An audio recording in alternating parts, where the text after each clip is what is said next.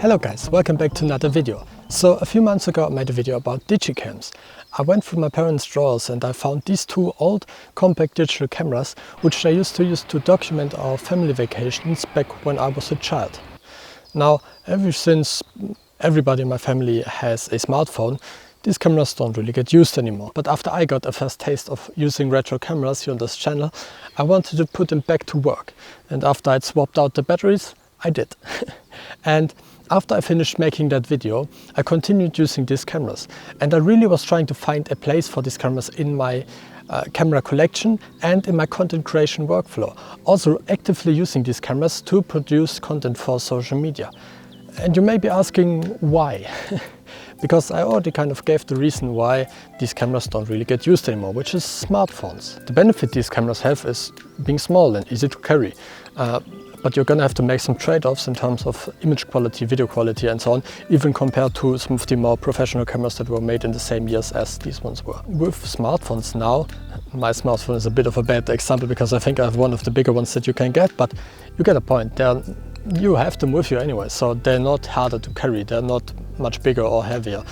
You have them around anyway, so really the benefit these cameras have is gone, and modern smartphones also will have better image quality, better video quality than those things. Over the past months, I've really found some unique use cases for these cameras where they are even better than my smartphone or even a more professional camera like this one. They have enabled me to get some shots to create things that I previously wasn't able to create. And I want to talk about that today. I want to talk about my experience. I want to talk about why you maybe as well will want to incorporate cameras like this into your content creation. And while I'm doing that, I will show you some of my favorite shots I got on these cameras in the past videos, just some of my favorite shots from the past videos to kind of show you what these cameras are capable of, a little compilation I guess. And I will also introduce you to a new camera. Get hyped guys, we will introduce a new camera to the channel that you haven't seen before, which is this one. It's a Praktica luxmedia 20C50. Yeah, Praktica, I think another company that does that even exist, I don't know. But this is my sister's old camera.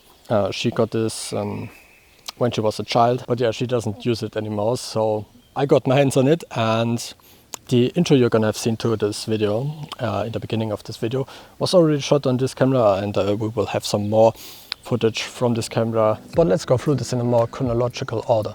So after I first made the video, what I did is I actually did try to use this camera as kind of everyday carry photography focused cameras, mostly with this Olympus. I already made a video about it back then, but my old smartphone that I had before I bought this one, I didn't like the pictures out of it. I thought they didn't look good, didn't like the quality, the colors, anything. So I really preferred the look of the pictures out of this camera, especially this Olympus, over those pictures. So what I did for a good while is, whenever I went to university, work or whatever, I had this camera in my backpack, and you know, just whenever there was a nice shot to be gotten, I got it on this camera. Had some great pictures as well, but then eventually I bought the Google Pixel 8 Pro, and with that now I have access to high resolution RAW files, and I also just prefer the pictures out of this phone over my old phone.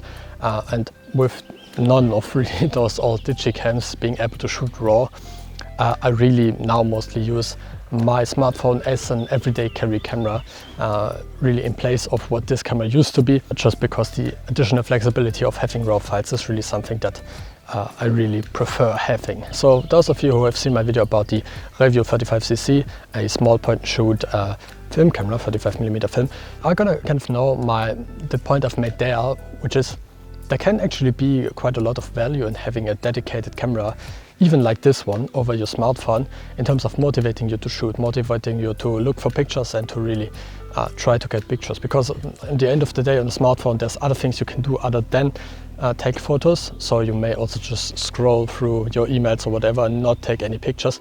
And if you have a camera like this, a dedicated camera, you have no choice but to use it as a camera.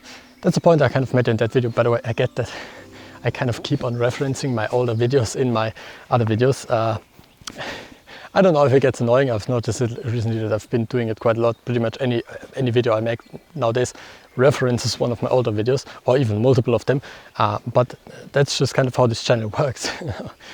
This channel is really just you watching me figure all of this stuff out myself, learning all of these new things. And of course, any video I make will be influenced by experiences I had when making my prior videos, learnings I had when I made those videos. So I guess you're here for the law, right? It's the law, and so you should really, I guess, subscribe to the channel to stay up to date with everything.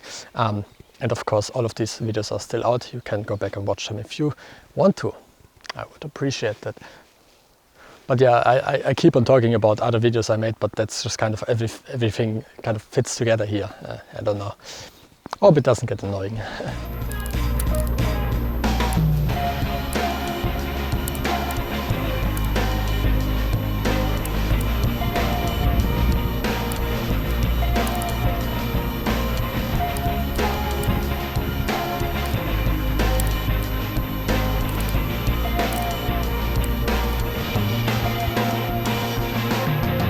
Now, with photography kind of off the table, let's talk about the thing that already in that very first video I kind of knew was what these cameras had the most potential for, which is video. So already in that first video I made about these Digicams, I used them to film videos, and I already really liked the results because, of course, they can't film full HD, it's only HD, so 720p, and you know, I mean, what are you going to expect in terms of the video quality? But in terms of the feel, it's very different because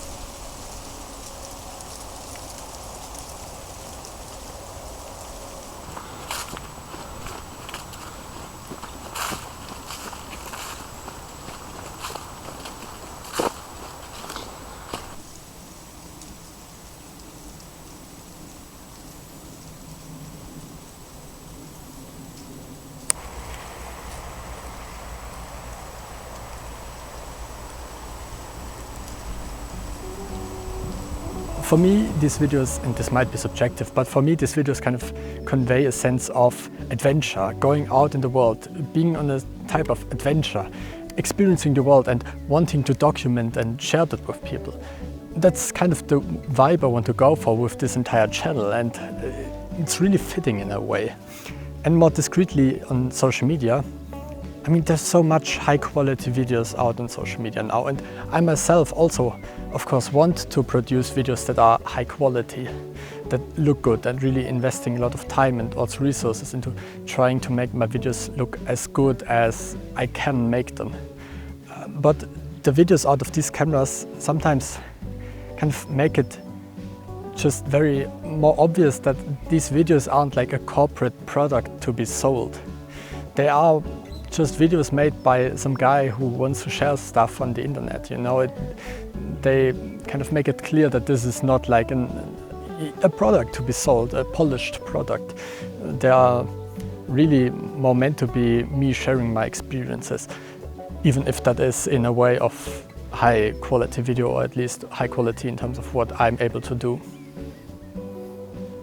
I don't know who let me talk about art.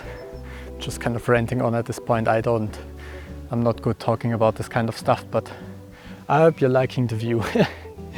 Also, there's like a cool cloud back there. I don't know if it's gonna be too dark, but I guess we turned the camera around. Have you seen enough of this view? You like it? You're done looking at this? Can I turn you around in the other direction? I was kind of hoping for there to be a better sunset. There's a lot of clouds today. Actually, the weather and the clouds today are pretty much the same as I had in that first video made on Digicams.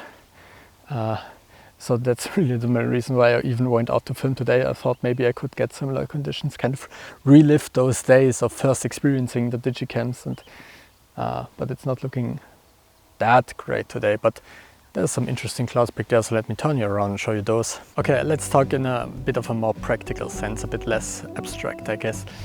So one really big benefit I noticed about those cameras is, of course, you know, a camera like this one, or even like the one in my smartphone, is going to pick up a lot of fine details, which of course those aren't going to pick up. That can be a disadvantage for these cameras. Of course, you wouldn't, I guess I can just show you the difference of what this would look like now filmed on this camera. you wouldn't see the fine details in the leaves and in the clouds. Well, I'm shooting with a wide open aperture because it's dark. Maybe you aren't seeing any of this on that one as well, but you get what I mean. But that can be actually a pretty convenient thing if you are looking to hide those fine details. So one example would be one video I filmed. I think it was the one about how social media turned me into a liar. Can already tell, a very important video with important thoughts and stuff. We're getting philosophical out here. But I filmed that video and then I was working on editing it. I wanted to finish it and I was needing some B-roll. I wanted B-roll of me sitting in my room. I wanted B-roll of me playing video games, just me doing different tasks and stuff in my room. Problem is, once I got around to editing that video, I got very sick. Couldn't really leave my room, didn't like shower or shave or take care of myself at all for like 5 days, didn't clean my room for a long time and you know, just got sick. And of course, I was looking like an absolute mess. My room was looking like an absolute mess. Not the best conditions to try to film that B-roll. But I still wanted to continue working on that video. And so what I did was I used, well, not that one, I used the Sony. This one right here. Gonna focus on that. Yup. The Sony. I used that camera to film that B-roll, and that had some great advantages because you're not gonna see the mess in my room. You're not gonna see like the dust and the floor not being clean or whatever. You're not gonna see my beard not being shaved correctly, which I guess ironically it's also not today.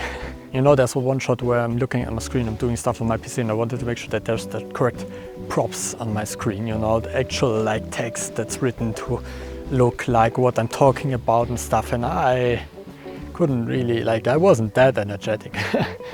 So I just opened up a random Word document, and because of the absolute horrible dynamic range on these cameras, the entire screen was blown out anyways. You couldn't read anything that's on there anyway, so I didn't have to worry about it. And that's really when I kind of noticed that benefit of it can actually be really beneficial for these cameras to not pick up all the fine details. When those fine details just aren't there or aren't looking good. And originally the type of like first title for this video that I had when I was starting to write this script and stuff was something around along the lines of "You are ugly, just use a worse camera."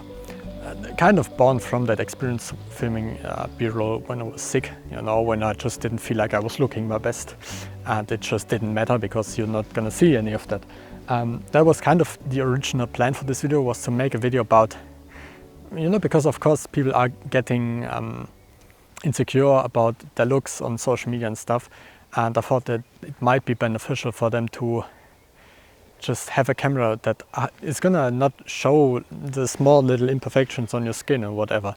Have a camera that really is gonna drag the focus of the video back to the actual topic you're talking about, to the story of the video, to the lore, you know. That's kind of like what I was going for originally, you know, not needing to worry about, do I look good, does the shot look like crazy? People aren't gonna like see that fine detail anyways, and they're just here for the story, for what you have to say. That can be great, but the reason why I didn't follow through with that plan is because I just can't really relate to that, to be honest. Because like I'm not too concerned about all that. I know what I have to offer. I know why somebody would come here to this channel to watch. And I don't think it's like my looks. I don't think any of you are here for my looks, right? I mean, nowadays I can barely be bothered to like do my hair or whatever.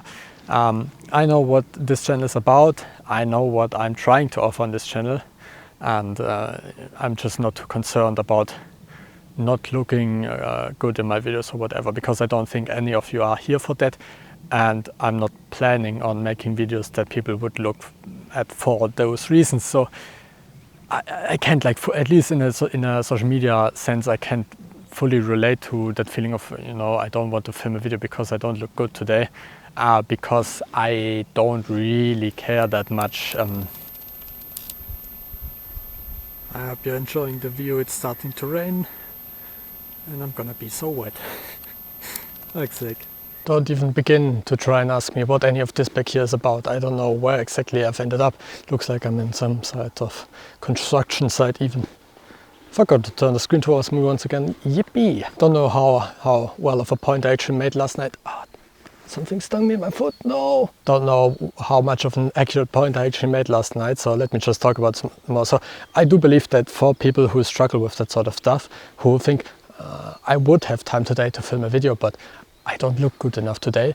If you are struggling with that, I do actually think that a camera like this may be valuable because it takes the attention away from that and it puts the attention on the story you have to tell, the thing you have to say or something like that. There could be some value there, but I decided not to make a video about that because I just couldn't fully relate to that feeling, or it's not something that I think about when I create my videos, so wasn't really my place to speak, I guess. But hey, if you have tried something like that, let me know, or if you want to try something like that. But the benefit I really see in these cameras is the type of thing that I ended up making this video about. Making your videos look more like a memory, like an adventure, like something casual, not a product to be consumed, but just a documentation of something you've done, a memory you've made. And for me, really the benefit these cameras have had is they just made it easier to tell the stories I want to tell, you know, especially when we're talking about B-roll, stuff like that. Shots of how did I get here? I filmed that today, I filmed that in many of my videos now. How did I get to the place where I ended up filming the video? Because usually I walk a pretty long way through some forest to end up where I'm filming the video, and it is something that I think is interesting, that I want to be included in my video. But if I had to pull out and I mean I did that, pulling out the whole tripod and camera and setting up the perfect shot every time, but that's something that just isn't, you know, something that I will do in any video I shoot. But with these cameras, I have a small little tripod, I just set them on the ground.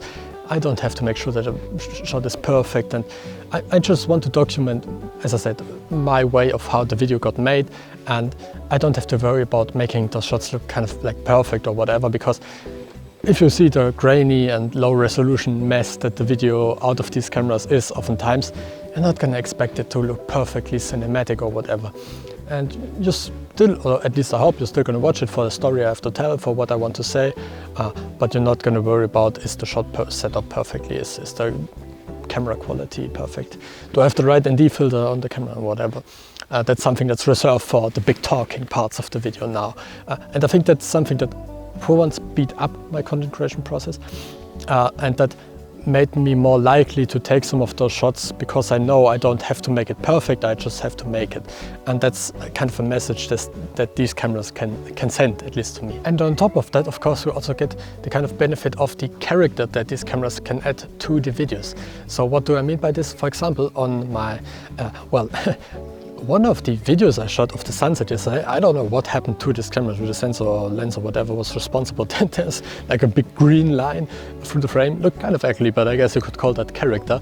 Kind of character of this camera that for sure this camera is not going to give me. If that's a good or bad thing, that's up to you to decide, but it will make your videos look different. But what I especially like is on the Sony Cybershot, which oftentimes has a kind of like purple line through the screen where there's bright highlights, and you may think that looks ugly, but I personally think actually it looks really cool and it looks really unique, something that I myself have not seen out of any other camera. I don't know what causes this kind of thing to happen with this camera, but it for sure makes the video look more unique, more, I guess, visually interesting as well, and it just adds a certain character to the video that kind of at least is something that I haven't seen anywhere else on any other channel, and that makes me feel like my videos have something, I guess, unique to offer in terms of the look of them. And I mean, let me know, is it something you have tried as well? Is it something you want to try? Is that a feeling that you also get when watching my videos? Do you think my interpretation of what I think my videos look like to the viewers is correct, or do you see it in a different way to watch my videos and think that the footage out of these cameras is misplaced or doesn't convey the feeling that I want it to convey? All of those things, I mean, just let me know in the comments, absolutely. Also let me know if you have been shooting with older digital cameras like these and what you use them for. And with that, I think it's time for the end screen. So up here I will have the first video made about these Digicams. If you enjoyed that video, absolutely watch that because it will introduce you some more to the exact models that I'm using. And then down here I will have an entire playlist about all digital cameras, digital nostalgia, internet aesthetics, like for example a video testing my old Nintendo DSi for photography. So if you like that type of topic of internet nostalgia, then click on that playlist. Thank you for watching, goodbye.